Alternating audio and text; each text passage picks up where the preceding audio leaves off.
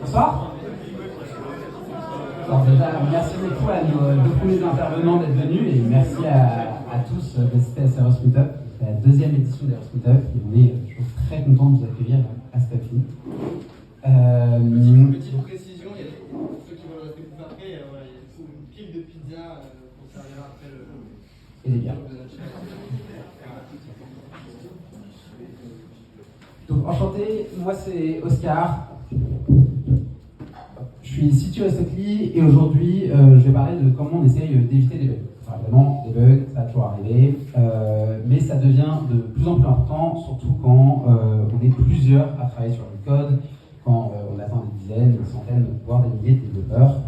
Et on va voir quel process, quelles bonnes pratiques on peut mettre en place pour faciliter la vie des développeurs et passer plus de temps à faire de l'engineering qu'à du debugging. Tout d'abord, les bugs, ça va arriver. Les humains ont fait des erreurs, du coup, on écrit des bugs. Il faut se dire qu'on est des très très bons développeurs, mais en vrai, il y a toujours des jours où on est fatigué. Ça va donc arriver, il va y avoir des erreurs. Ça peut arriver à cause de typos. Par exemple, vous laissez passer un point d'exclamation. En Rust, ça peut être assez game changer. Ça peut être parce que vous n'avez pas très bien compris l'interface d'une API ou d'une librairie, et donc ça ne se comporte pas exactement comme vous vouliez. Ou alors, ça peut être parce que vous supposez des états sur votre système informatique, et en fait, il n'est pas du tout dans cet état, et donc ça se comporte en rebelote, pas comme vous le souhaitez. Aujourd'hui, on va surtout se concentrer sur comment on essaie de réduire les deux derniers. Donc, faire des interfaces qui permettent de réduire moins de chances de bugger et comment on se trompe moins sur l'état de notre système. Tout d'abord, ça c'est un des principes de code à Stockley. Il s'agit d'essayer de réduire l'espace des situations représentables. C'est-à-dire que les situations qui n'ont pas vocation à être dans la réalité ne doivent pas être représentables dans le système informatique. C'est pas toujours possible, mais Rust nous aide beaucoup à le faire. Et ceci, ça permet en fait de faire en sorte que le développeur ne puisse pas écrire le bug. Parce que toujours, le meilleur bug, c'est le bug qui ne puisse pas être écrit. Typiquement, on va prendre un exemple à Stockley. Aujourd'hui, Stockley, c'est donc un réseau de commerçants qui mutualise les stocks pour réduire les ruptures. On vend donc parfois sur des marketplaces. Sur ces marketplaces, on gère ce qu'on appelle le consumer service. Le consumer service, c'est des clients qui nous demandent alors, elle est où ma commande? Ça peut être parfois quand on est très mauvais, l'opérateur de la marketplace qui nous dit ça serait quand même pas mal que vous répondiez à ce client. Nous, un message, on peut l'envoyer soit à un consommateur, soit à un opérateur de la marketplace, soit au deux. Une interface assez naïve serait de faire une fonction, tout simplement en W1, qui nous envoie est-ce que j'ai envie d'envoyer le message à mon consommateur et est-ce que j'ai envie d'envoyer le message à mon opérateur. À ce client, on va essayer d'éviter ce genre de fonction, simplement parce que si on envoie false, ça n'a pas de sens. Le message ne peut pas. Dans ce cas, on arrive à une erreur. Bon, si jamais on cache notre erreur, c'est pas grave, mais c'est quand même plus relou, parce que souvent, en fait, on ne va pas souvent lire false. On va recevoir des arguments d'une autre fonction, ça va descendre, on ne sait pas trop ce qui se passe, et ensuite, on se retrouve dans des états plus chelous. À la place, on peut essayer de réduire l'espace des possibles, et donc, grâce à Rust, utiliser un ennemi. Typiquement, je peux envoyer un consommateur, je peux l'envoyer à un opérateur, ou je peux l'envoyer aux deux. Grâce à cette représentation, ça nous permet, on n'a que 3 possibilités, comparé à 4 ici, si jamais on avait une implémentation naïve. Pour ça, on a plusieurs guidelines qui nous permettent d'implémenter ce principe. Tout d'abord, il s'agira de décorréler les champs des structures et les fonctions des arguments. À chaque fois que vous avez une corrélation entre 2 arguments d'une même fonction ou 2 champs de structure, vous ouvrez la possibilité à un développeur de d'écrire quelque chose d'incohérent. Donc après, ça peut être checké, mais c'est toujours plus simple si ça ne l'est pas. Il faut se dire notamment qu'on est dans un marché de tech relativement tendu. Et donc, on va recruter beaucoup de personnes, et notamment des juniors. Et en fait, être capable de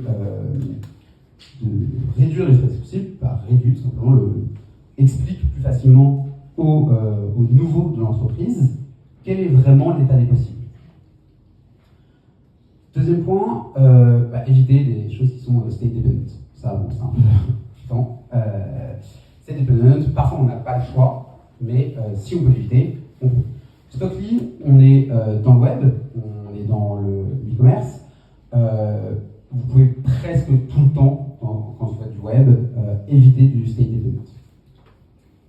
Et enfin, réduisez les possibilités de typage grâce à Rust. Et Rust a un système de type assez complexe qui nous permet de le faire. Deuxième point, je vais un tout petit peu vite parce qu'on a dépassé avant. Deuxième point, il s'agira de séparer ce qu'on va appeler les fails des internals. À ce qu'il a détecté qu'une fonction souvent avait 3 outputs possibles. Un premier output, mon code n'a pas fonctionné. Je crée ce qu'on va appeler une erreur interne. Ça, c'est-à-dire que je dois aller changer le code. Un développeur doit aller regarder et aller changer le code. Un deuxième output possible va être que le code a tourné comme vous voulez qu'il tourne, mais n'a pas pu produire le résultat estimé, voulu, car l'état sous-jacent était incorrect. On a appelé une fonction alors qu'on ne devait pas l'appeler. Et enfin, ça s'est très bien passé et je récupère ma valeur. À ce moment, on représente ça sous forme de result, ce qu'on a appelé result 2. On va avoir dans la value au premier niveau, dans la variante R, une internal error, et dans le cas OK, c'est-à-dire le code s'est bien passé, soit le code s'est bien passé et je n'ai pas produit la valeur que je voulais, soit le code s'est bien passé et j'ai produit la valeur que je voulais. Prenons un exemple. On souhaite enregistrer une annulation d'une commande. Si vous avez déjà acheté sur Internet, vous savez que vous pouvez annuler votre commande. Vous avez un serveur qui enregistre vos annulations. Et ça peut ne pas marcher.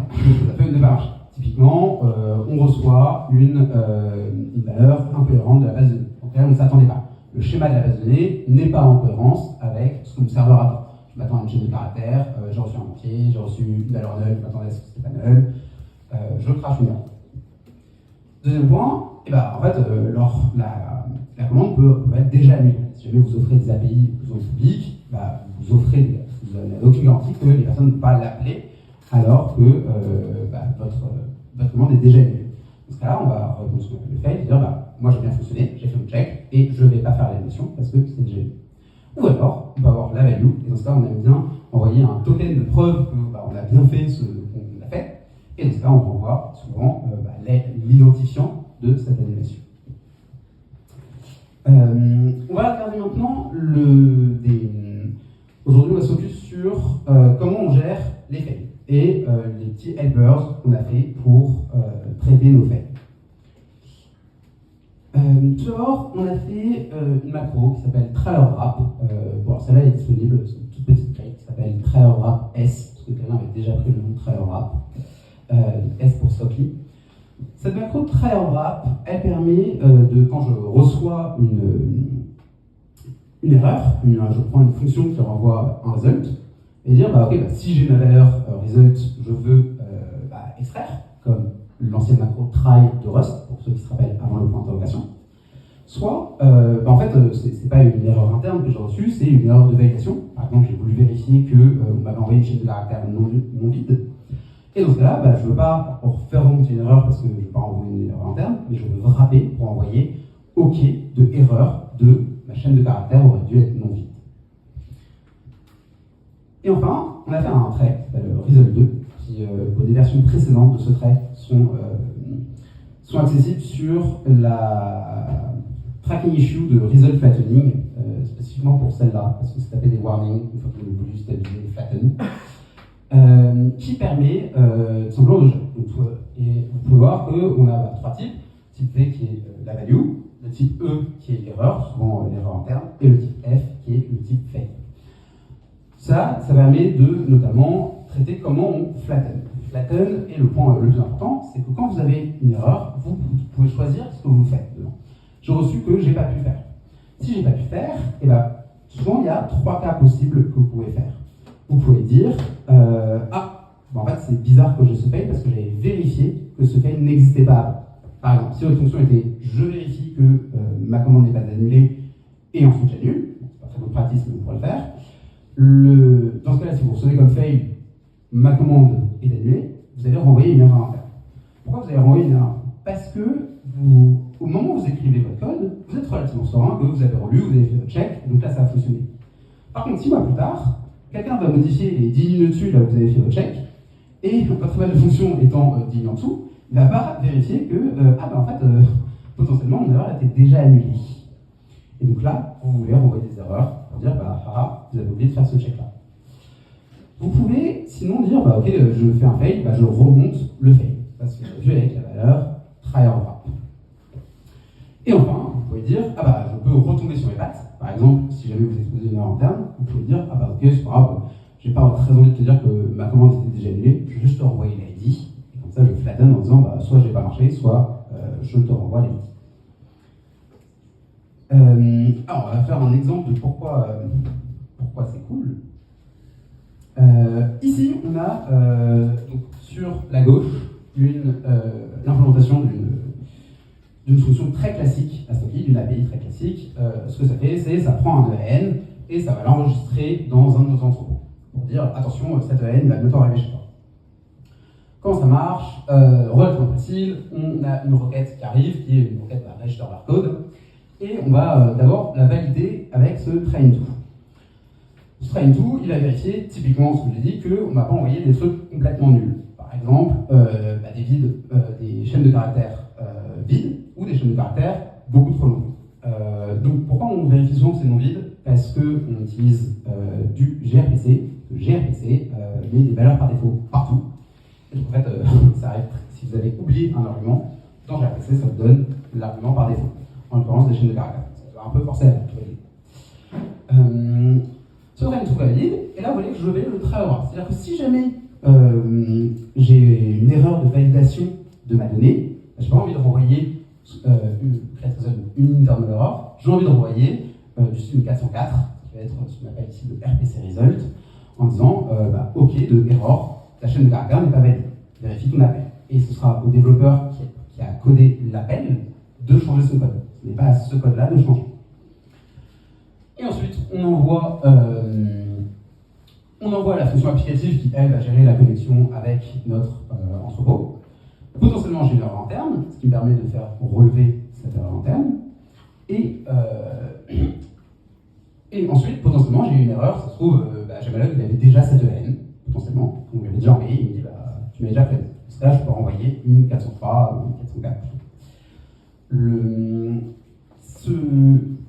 Cette séparation en 3 types, elle est arrivée du fait qu'on avait envie de faire des choses différentes quand on est en fonction de ces différents types de réseaux. Internal result, à Stockly, on a grosso modo envie d'envoyer un maximum de données sur l'état courant du système et de pourquoi ça brûle. On a envie d'envoyer une description assez claire de je m'attendais à ce que ce truc-là n'arrive pas parce que ce truc-là. L'idée là, ça va être d'optimiser le temps de debug et pas du tout le temps de compute. Les internal errors, on peut supposer que ça arrive relativement peu fréquemment. Et ça coûte beaucoup moins cher de payer des serveurs que de payer des développeurs. Et donc là, on va donner un maximum de données. Quand on a un fail, on va plutôt renvoyer la donnée structurée pour permettre à l'application de soit retomber sur ses pattes, soit décider d'afficher de manière plus ou moins structurée, plus ou moins jolie à l'utilisateur pourquoi son input n'est pas correct. Et sur la value, on voit. Vous avez à droite un cargo watch de ce code-là.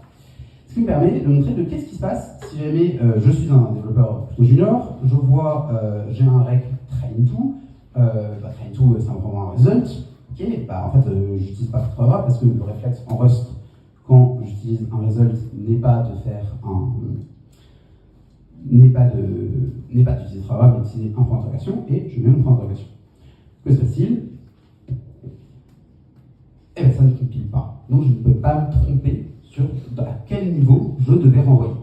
vous voyez que ici, le trait stderror, donc qui permet de calculer la stack trace, calculer plein de choses, n'est pas implémenté sur les fails. C'est un point très très important et qu'on ne va pas implémenter fail, ou en l'occurrence on utilise anyhow error maintenant, pour pas qu'on puisse convertir des erreurs, des fails en erreur. Pour cela, là, vous avez plutôt un exemple de comment on va forcer le développeur à utiliser ces fails. On va dire, typiquement, on est dans une fonction qui enregistre typiquement une décision d'une évaluation. Si jamais on arrive ici, une fonction où on avait déjà vérifié, typiquement cette annulation existait déjà.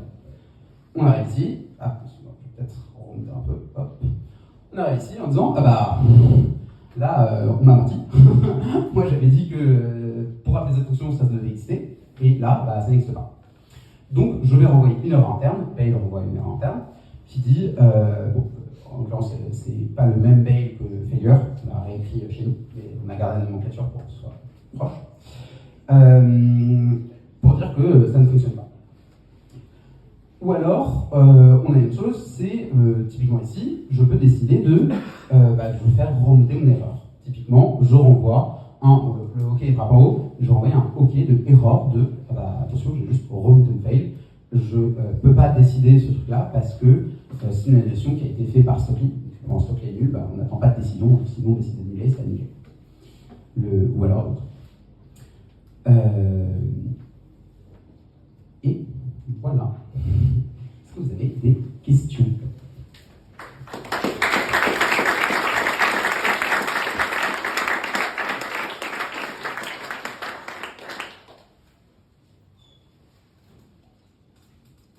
C'est magnifique. Pas de questions ? Excellent. Il y a à table. Merci à tous. Ah non. Quel est l'intérêt d'utiliser comme ça plusieurs résultats avec des internal errors et des erreurs clients par rapport à juste des paniques? Juste des paniques? Oui. Alors, tu as plusieurs. Tu as deux, trois raisons. Tout d'abord, c'est un peu plus facile à gérer. Tu as envie de pouvoir utiliser tes plans d'intégration et tu as vraiment envie de forcer tes développeurs à utiliser le fail.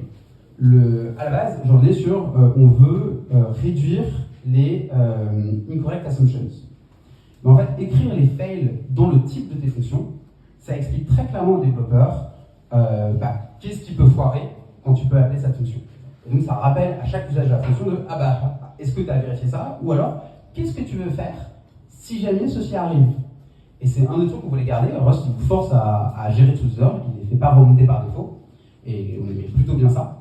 Et donc, je me suis dit, ok, on va forcer les développeurs à traiter les cas de fail et à au moins les lire.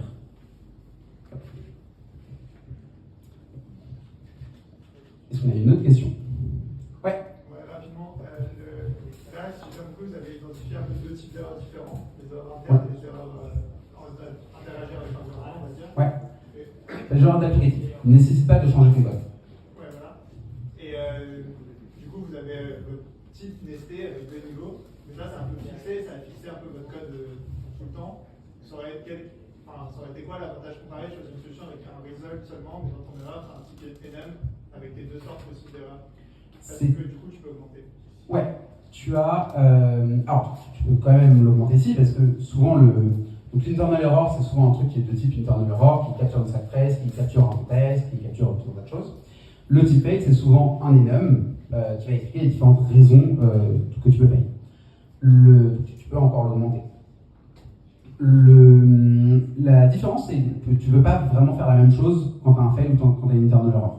Quand tu as un call API et que tu as une internal error, tu as en fait envie juste de faire remonter ton internal error jusqu'à ta fonction pour envoyer une erreur 500 et report tout ce qui s'est passé à un système d'error reporting type Sentry. Quand tu as un fail, tu as envie que tes développeurs gèrent ce fail-là pour soit dire ok, ça j'avais vérifié avant, j'ai pas besoin, ou alors dans ce cas je retombe à cette patte, ou dans ce cas je fais ça.